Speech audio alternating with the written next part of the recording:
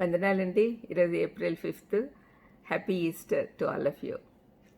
పునరుద్ధాన రుజువులు చూద్దాం ఈరోజు.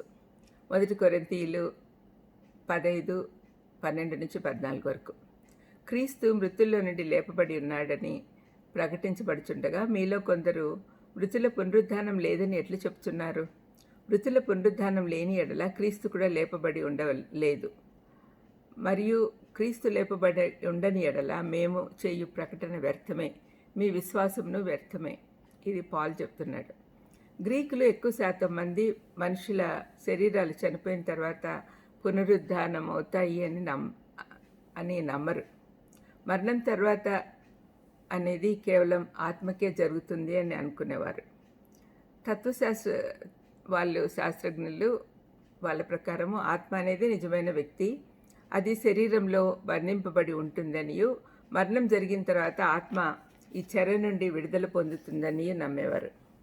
శరీరానికి శాశ్వతత్వం లేదు కాబట్టి ఆత్మ నిత్యత్వంలో స్థానం ఏర్పరచుకుంటుంది అని వాళ్ళు అనుకునేవాళ్ళు. అయితే క్రైస్తవ్యము ఈ ఆలోచనకు కంప్లీట్గా విరుద్ధంగా ఉంది. పునరుద్ధానం తర్వాత ఆత్మ తిరిగి శరీరంతో కలుస్తుంది అని క్రిస్టియానిటీ చెప్తుంది. కొరింథీయుల సంఘము గ్రీక్ ఆచారాల నడుమ ఉంది. శారీరక పునరుద్ధానం నమ్మడానికి వారికి చాలా కష్టమైంది. పౌలు వారిని మనలో అనేకులకు ఉన్న అనుమానాలు నివృత్తి చేయుటకు ప్రయత్నించారు. శరీర పునరుద్ధానము యేసుప్రభు విషయంలో జరిగింది అనే సత్యము క్రైస్తవ విశ్వాసానికి పునాది. యేసుప్రభు జీవితము ఆయన బోధలు సత్యమని పునరుద్ధానం ధృవీకరిస్తూ ఉంది.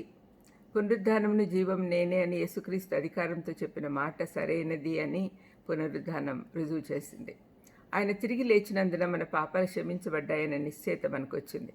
అంతేకాక ఆయన సజీవుడిగా దేవుని ఎదుట మన గురించి విజ్ఞాపన చేసే ప్రధాన యాజకునిగా ఉన్నాడు.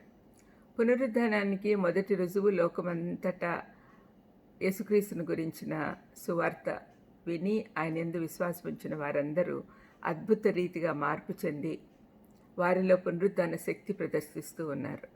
రెండవ రుజువు ఏమంటే పాత నిబంధన లేఖనాలు యూదా మతానికి ఆది సంఘానికి లేఖనాలు పాత నిబంధనే. ఇందులో యేసుప్రభు యొక్క మరణము, పాతిపెట్టబడుట, పునరుద్ధానము ఇవన్నీ కూడా స్పష్టంగా ప్రవచింపబడి ఉన్నాయి. ఎమ్మై మార్గంలో వెళ్తున్న 20 శిష్యులతో ప్రభువు లేఖనాల్లో ఉన్న విషయాలు జ్ఞాపకం చేశాడు. లూకా 24:25-27 వరకు. అప్పుడు వారు నమ్మారు. మూడవ రుజువు ప్రభు లేచాక అంతకుముందు ప్రభువును సిలువ వేసిన సమయంలో భయంతో వణికిపోతూ మేడగదిలో ఉన్నవాళ్ళు, పారిపోయిన శిష్యులు ధైర్యంగా స్వార్థ ప్రకటించడం మొదలుపెట్టారు. ప్రభువు పునరుద్ధానుడైన తర్వాత శిష్యులకే కాక అనేక మందికి తనను తాను ప్రత్యక్షపరుచుకున్నాడు. 4వ రుజువు అపొస్తలుడైన పౌలు.